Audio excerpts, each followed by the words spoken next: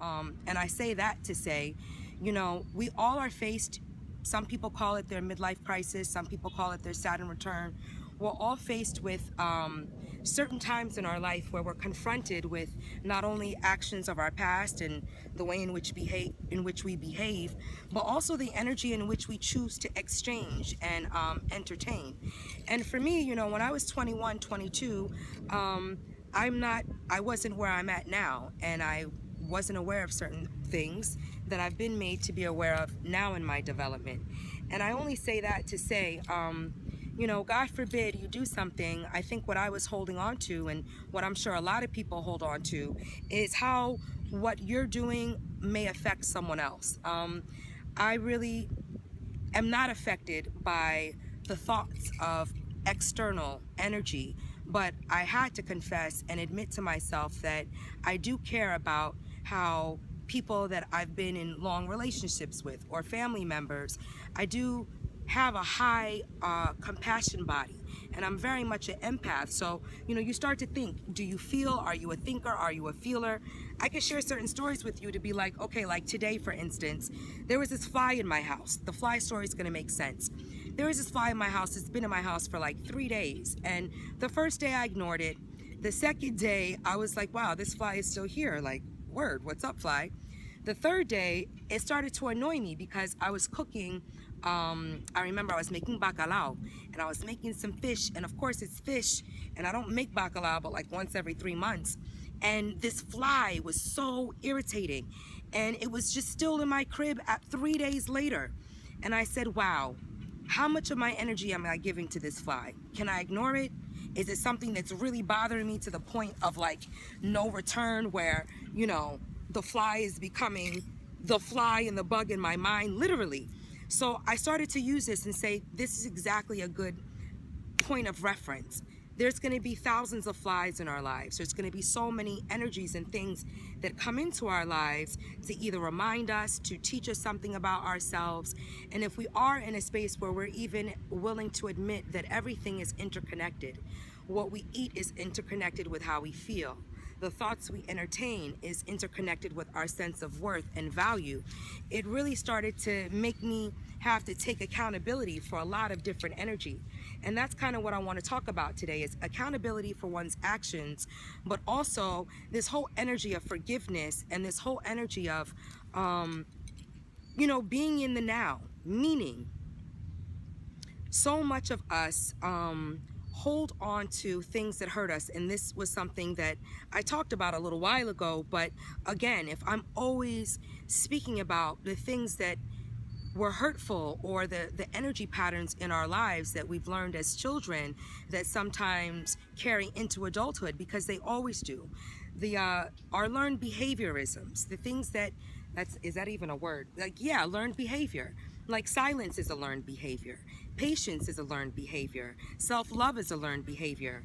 And when did these things or whatever start happening to us? When did our charge?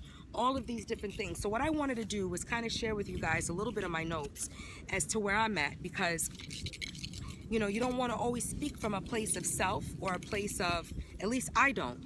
I'm not that exciting and I'm not that interesting. But in doing certain works, what I wanted to admit and confess and also encourage people to do is to not be afraid to go into the dark spaces, or what so many considered like, you have two: hot water, cold water, good, bad, light, dark. We are so many different colors. We're not just black and white. But at the end of the day, you want to know what triggers you, what moves you, what makes you angry, what makes you feel slighted, what makes you, all of these things fall into different quadrants. So if I were to think of it, of course, because, I don't just, I would love to say that yoga has been something that, has been a saving grace, but it really is something that's humbled me to be like, okay, I don't want to have headaches. I don't want to feel like this. But you come to a place in life, at least for me when I started my practice, where you start to say, okay, I see why I need this. I see why I have to do it. But it's not something that you always want to do. Just like talking about choices we make with lovers or with family members or with friends.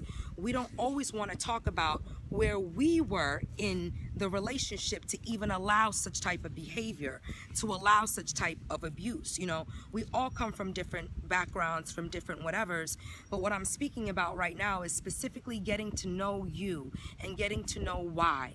So, I wrote some notes down and I wanted to share with you guys because, you know, for me, I think the last year has been very telling when you do share something and you shift of energy. You know, I'm no longer in a relationship that many knew me for, and many still think that I'm in, and great. You know, if you value your family and you don't want to be disrespectful to the things that were sacred to you and still are, you know, love has so many different levels, like an elevator, and I don't ever want to feel frozen in one floor or feel as though I had to stay consistent at something when I was aware of so many other things. So for me, you know, I share that with you guys because what else is life about if everybody is hiding and not expressing what they're really experiencing? Like, I've seen so many couples that are obviously not together or not in harmony, but you know, if they're still having sex or if they still need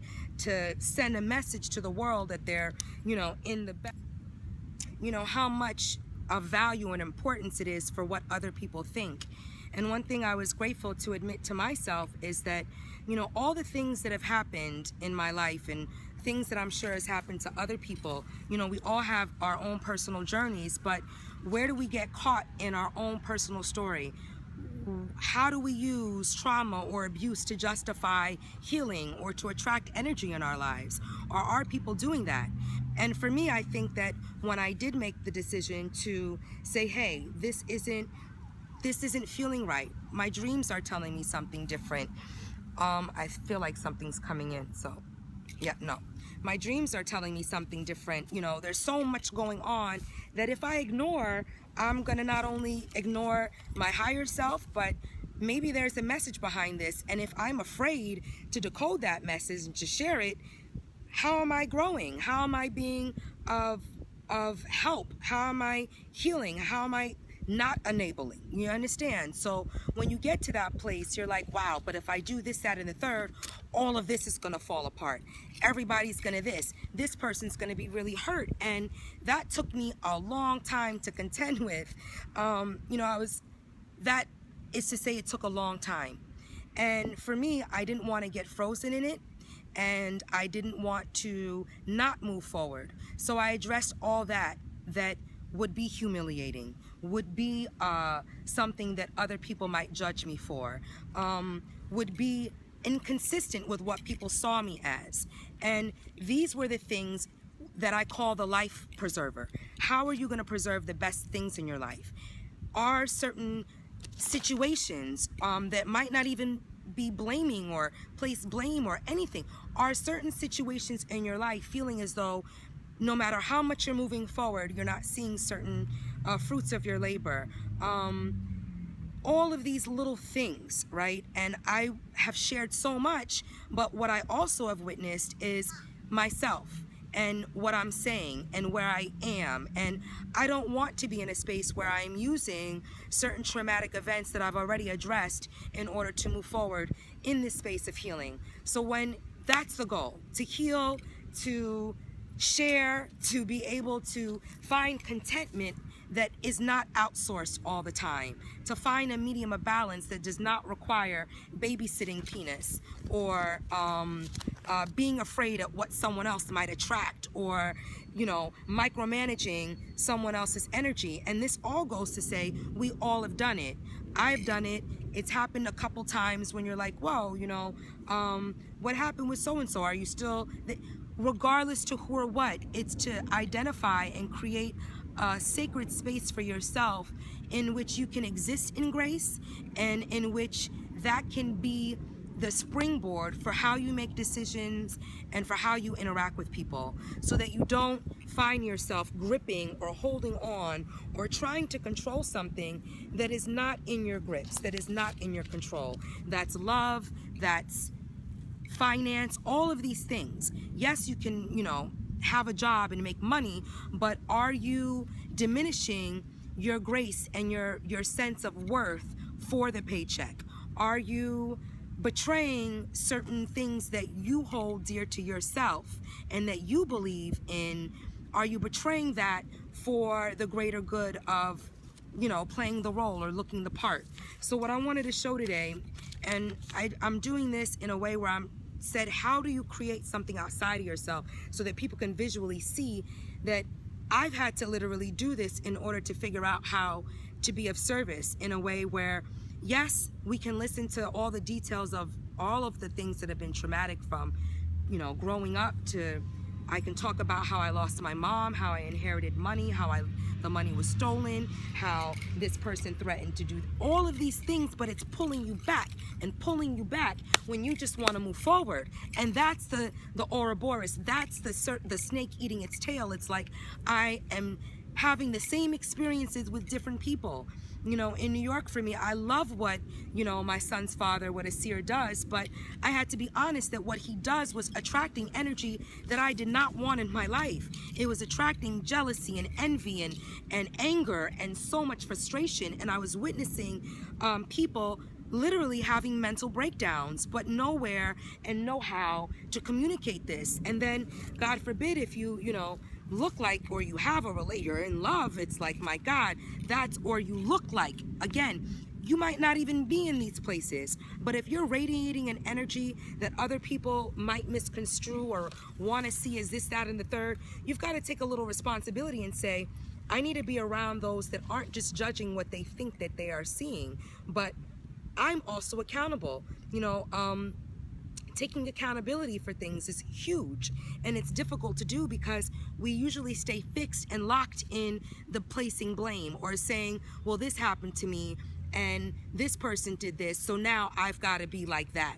And there's no worse way to lose yourself than to not take accountability for why you might have been a participant in something. And you know, that's why I had to take time and pull back and say, you know, I don't want to keep talking and addressing the things that people are asking of me. So how do I transmute this into the grace and into the healing? Because that really, as someone that is becoming an elder, I'll be 40 this year, I have always allowed other people to say their piece and stayed in mine, but can see certain inconsistencies. Hi, bees. Hi. There's like 4 bees around me right now, but it's kind of incredible because we already know the pineal and bees attract royalty and all this. So I will take that as an affirmation, and not even to say that I am royal, but I'm to say that I am not royal. All right. So the first root chakra, your root chakra deals with pride. It deals with how you ground yourself in the world. Comes from the very bottom, almost like what I'm sitting on right now. So that I'm thinking of it in terms of 1 to 7. Also, in terms of the 7 dimensions, like if you were to think of the 7 plights of hell or Dante's Inferno, you know, those of us that don't have a huge, or aren't entertaining a lot of social energy, because not having a lot of friends is different than choosing not to entertain certain energy. So it's to say that, yes, you would love all of these things, but if people are in pain and they're not able to express that, then you just might be a springboard or a reflection of what they hope to be able to communicate. So all that soundboarding is great, but if it's not moving forward, if you're not transmuting it into a place of healing, then you're going to suffer from ailments. You're going to suffer from sicknesses. So those people that have, and you know, I'm expressing this because I want to help, those people that have sciatica, that have tight knees like myself, that have been injured and had surgeries and all of these things, that's your root chakra.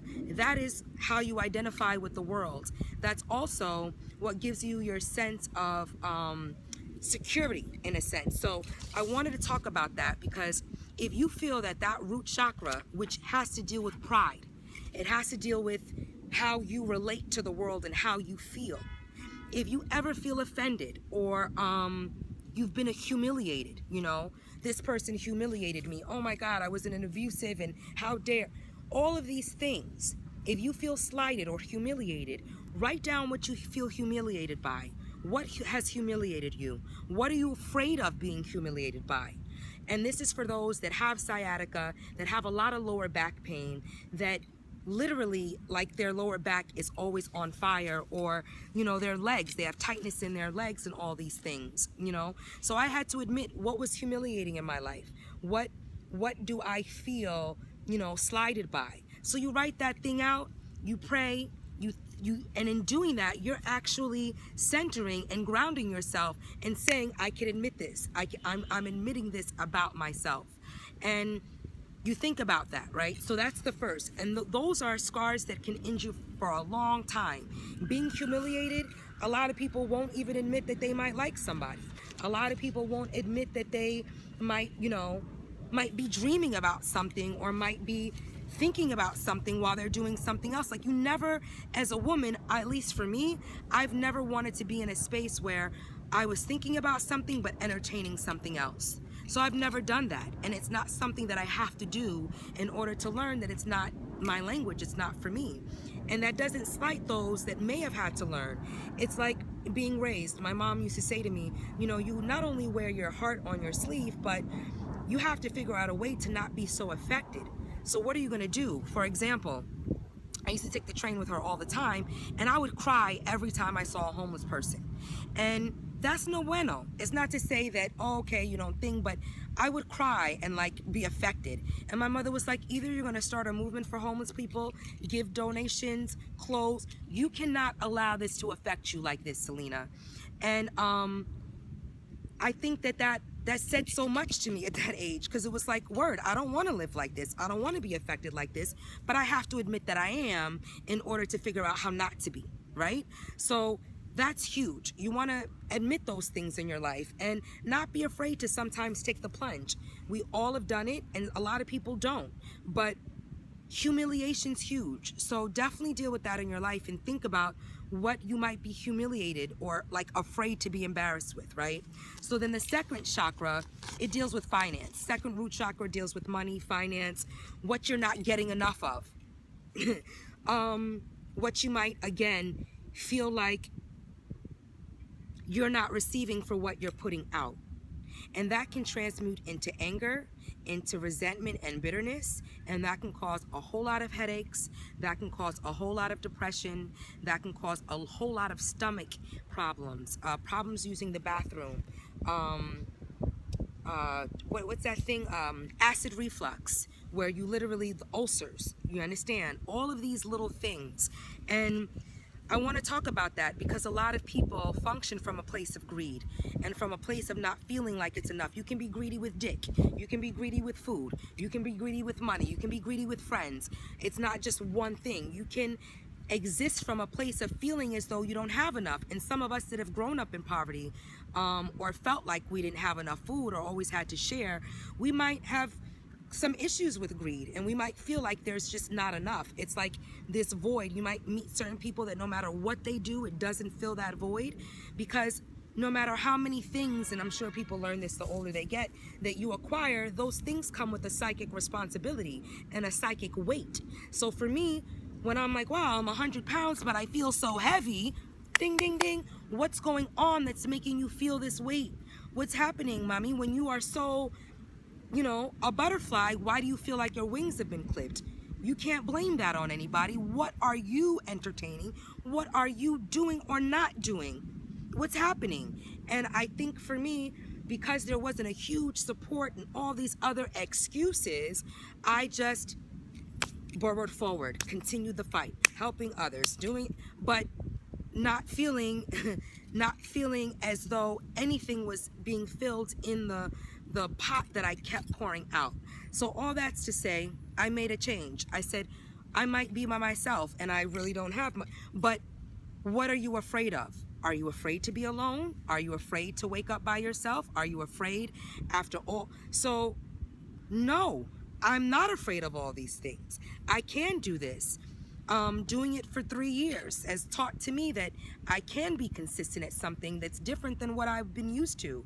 And yes, it's going to affect other people, but if I want to survive spiritually and be happy and healthy and glowy, then I'm going to have to address the things that are associated that deplete, that make me feel that I have taken on, that no one else, you understand? So you do all that. I'm so glad I have on jeans because I'm sitting down.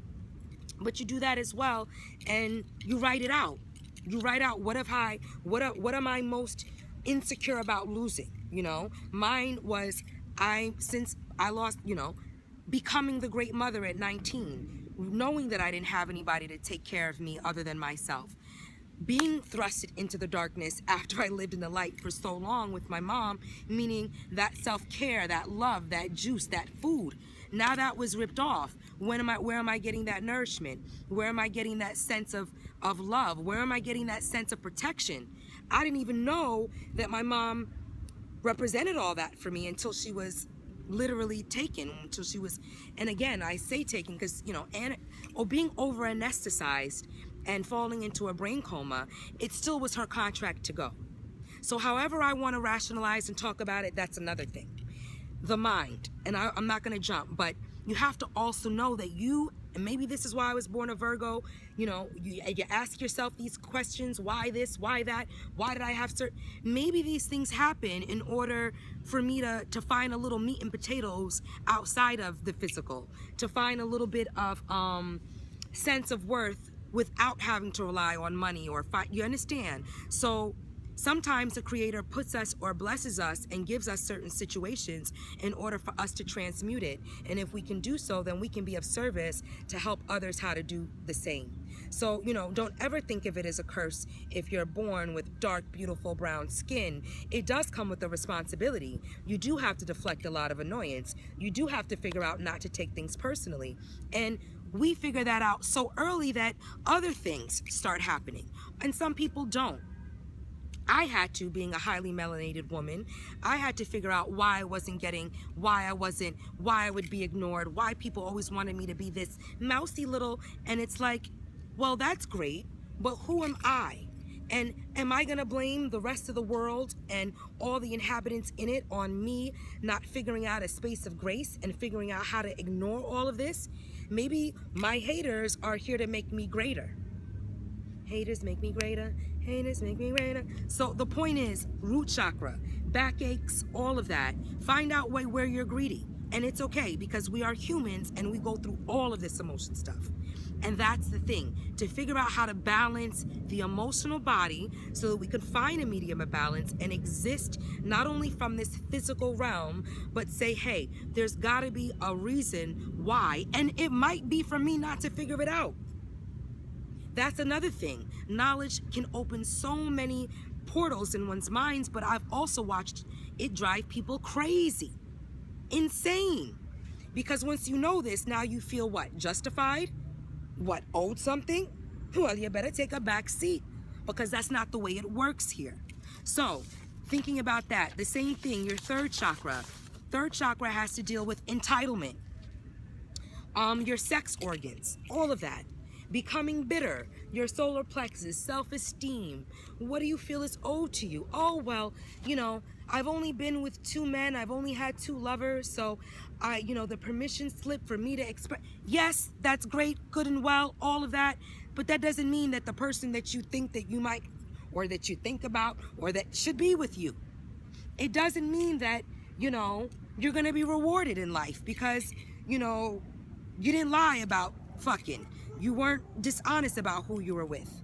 That's great, but none of these things are rewarded. The reward is in you figuring out why you make decisions to do what you do, to stay clear about why you're in this thing called life, what's your purpose, and if you don't feel that you have one, admitting that and being like, it's okay, I don't feel like I know what my purpose is right now.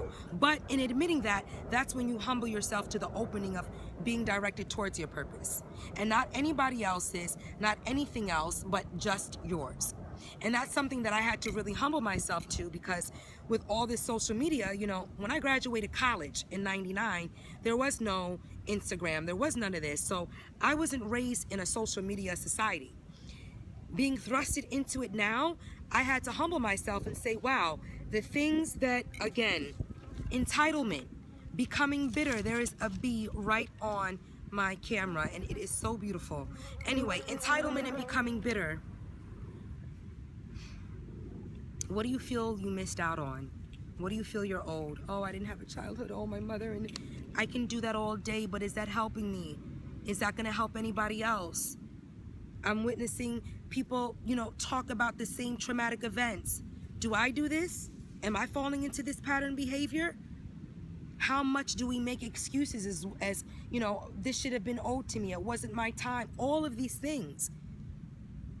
And, like with sex, so many people feel things are owed to them, and they sometimes supplement what they feel they're lacking with sex, with the man, with new lovers. And that's going to cause a whole lot of infertility issues, a whole lot of fibroids, a whole lot of, like indigestion where you can't do properly and stuff like that. So that's one thing. The same thing, the fourth chakra, which is your heart chakra, anger. Anger, people that are angry and that are feeling justified, it's very, the heart, la corazón, the Leos, the Aries, all of these heart-filled, passion-filled, people. We all come with it. Even if you're not an Aries, if you're not of this, astrology is not the end-all to be-all, but it is a key. So you do want to know, like for me, I am always going to meet people at a crossroads. No, when I'm born, the time I'm born, who I am, I always meet people going through the most dramatic. So that started to make me feel like, damn, are they going to stay? Why don't I ever? How come I can't? I had to get over that. Maybe it's not for me to have, friends long term. I experienced it in high school. I experienced it in college. Say that was nice, but maybe growing into adulthood, I didn't have the baby shower. I didn't have any woman visit me for the first 6 years of, okay, and now what?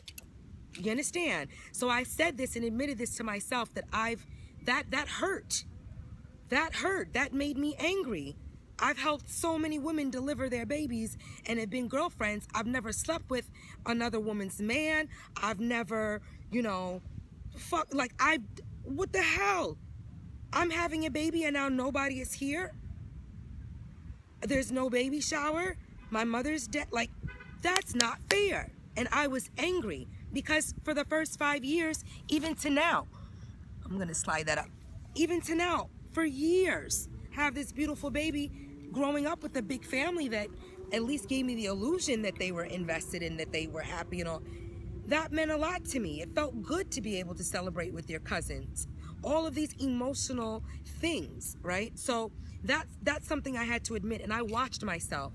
I knew that I was angry in New York. I knew that I felt all these things, but you're in survival mode. And what happens when you can transition from outer survival mode to now living? Thank God the Creator allowed me to be in a space where I had the least is when I made the biggest decisions. Like, okay, I'm gonna leave New York with no job, with unemployment checks, but what comes with New York for me now, with this, it's way too much for me. And I'm gonna drown if I don't figure out how to swim. And it's not gonna be anybody's fault but mine. So, feeling justified. A lot of people that have knowledge and that are smart often feel like rationale and things that they say is going to make sense and is going to, just seal the deal. Intelligence does not lead to things working and things being prosperous in your life. It's just knowledge. So you have to take this with a grain of salt and not feel angered by it, not feel like, wow, this isn't happening. And that's a very natural occurrence, but you don't want to get stuck there. So you want to ask, do you use your excuse? Do you use like your childhood or the fact that you've had an abusive mom or the fact for me that I didn't see my dad, do you use things that happened to you in your life as excuses as to why things are happening now? How long are we going to do that? You understand? Are we going to say, well, my mom used to lock me in closets, and this is very personal. My mom used to lock me in closets for hours. So not to me, but this is a story of her. And, now I'm just angry and I'm just frustrated with feeling as though someone's monitoring me or me feeling trapped. So what do you do when you're angry? Do you hit other people? Do you lash out on yourself? Do you overeat? Do you talk to people and treat people like shit? What do you do when you're angry? And who do you make responsible for that act of violence or that act of rage? You've got to take responsibility for it for yourself And that's when I realized I might have made excuses for people that I love, you know, like, wow, you know, this, that, and the third. Well, my sister, she lost this, so it's okay for her to this, that, and no, it's not. What's of value to me? And what am I compromising because I don't want to hurt this person's feelings? Or, you know, I've been doing this for 10 plus years, and if I stop now, what is this person going to think of me, and how are they going to be affected? How are you going to be affected if you stay without addressing these things? If you've made these contracts, you better trust that who you made them with for a reason. So I said, hey, if you're in my life, you know I don't lie. You know I don't babysit dick. You know I don't front. So I'm going to have to tell and talk about what it is I'm feeling and how all of these things. So the same thing, that's hard. Anger is hard because it could come from a lot of abuse. I'm raising up a little so that you can still see me, but it's also telling me to keep it moving. But the fifth chakra, you know, is all dealing with taking control, your will. You understand? Taking control of your life, not making excuses for, God forbid, anything else anymore, because that's just, again, the only cycle. And saying, okay, what do I do when I feel out of control again? Food. Gluttonous. Controlling and monitoring that gluttonous ability that we all can sometimes slip into and have as well. You know, so for me, I'm grateful that yoga kind of kept me at bay, where if I overeat chips, I'm gonna do this tomorrow morning. I'm gonna take a jog, you know, I'm gonna go so-and-so. But that deals with the mind, and I'm gonna get into that. The sixth chakra, which is the mind, that deals with a lot. You know, it also deals with envy. It deals with jealousy, because the mind creates a whole bunch of chatter and a whole bunch of stuff going back to, okay, if this triggers me to think and over process this, that, and the third, then maybe I'm gonna have to stop scrolling through Instagram.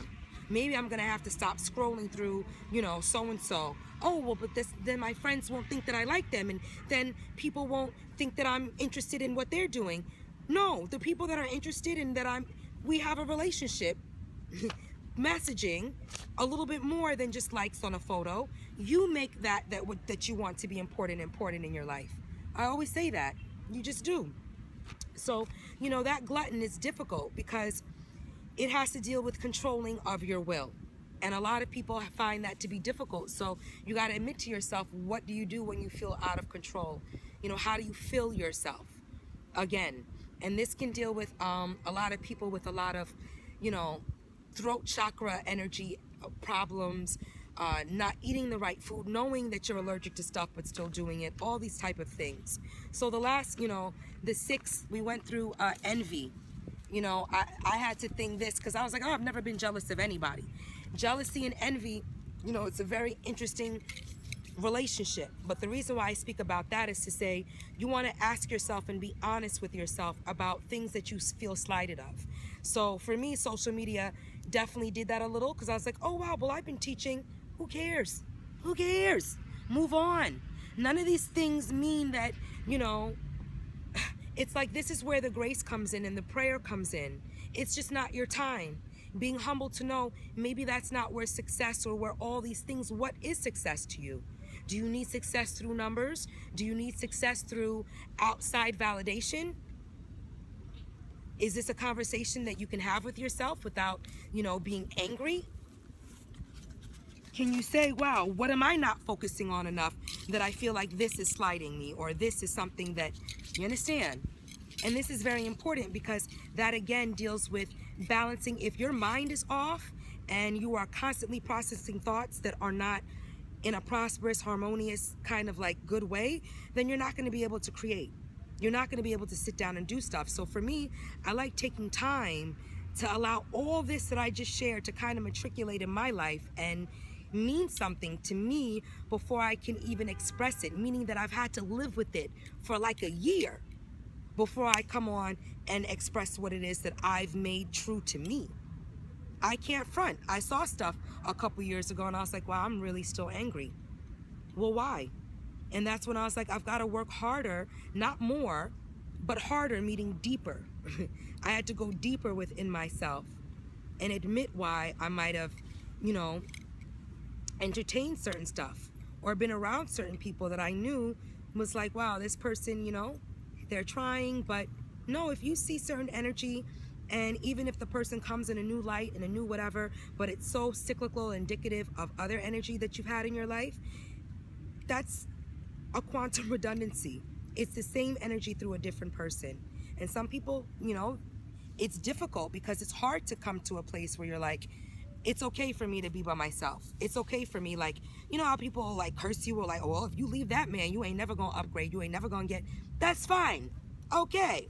Maybe I'll be by myself till I'm 65, right? But is it better to be with myself until I'm 65 than to entertain something that doesn't feel authentic, that feels depleting, that doesn't feel in balance with my cosmos and my spirit and my soul anymore?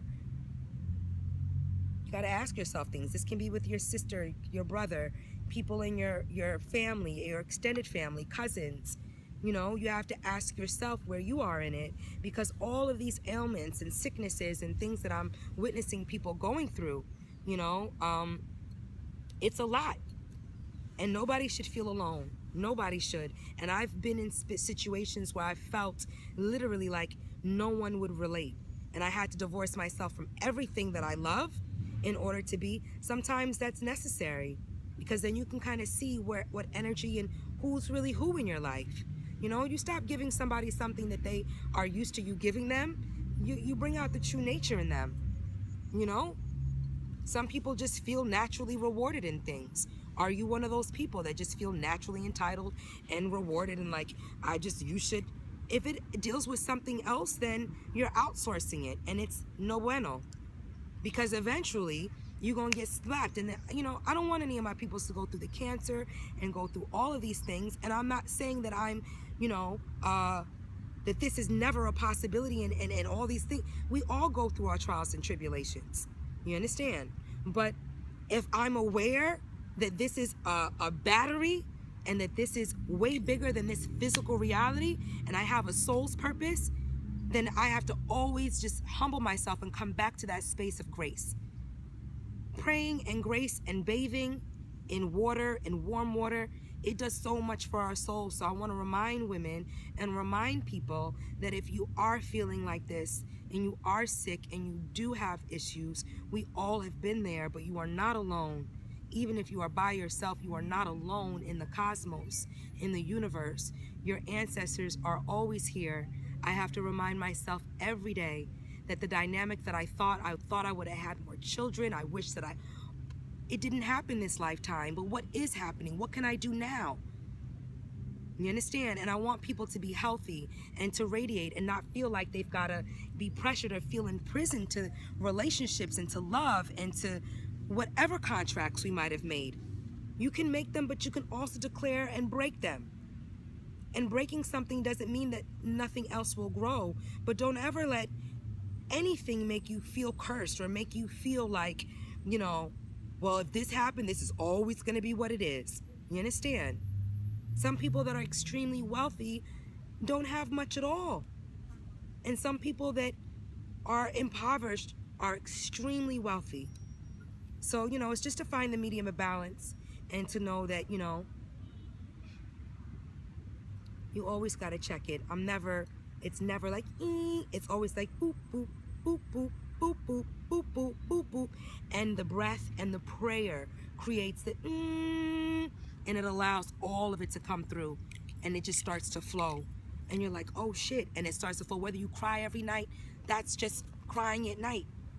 Can you go to sleep? Can you forgive yourself? Can you stop feeling as though you've got to always punish yourself and go back to the things that sometimes things happen early in our life to fuck us up for our future? But that means you bright. That means you got something waiting for you over there. And something in this right now is just trying to get you to doubt yourself. It's trying to get you to slow down what's over there for you. But if you're only here and why and then you're not going to see what's over there, even if nothing's over there. Open your eyes to the possibility. All right, guys, I love you. I'll talk to you soon. Peace.